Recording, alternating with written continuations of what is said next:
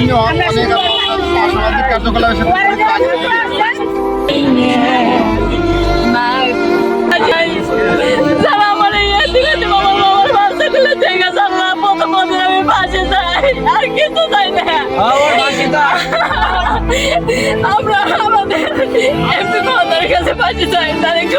নির্দেশ দিয়ে এবং প্রশাসনের ভালো উদ্যোগে গুরুত্বপূর্ণ ভূমিকা রেখে অতি দ্রুত এই নূর হোসেন মাইকেল ওরফে মাইকেল এবং পলাশ পলাশ আটক হয়েছে।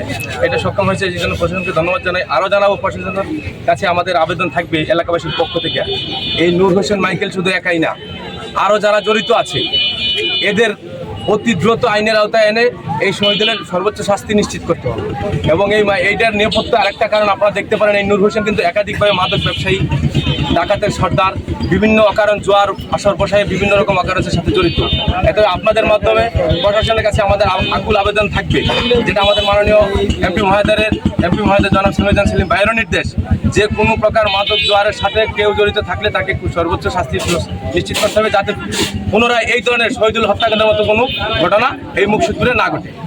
এই আবেদন জানিয়ে আপনাদের কাছে সবার ফাঁসি চাই, ফাঁসি চাই, সাংবাদিক ভাইদের জানিয়ে দেয়, ফাঁসি চাই।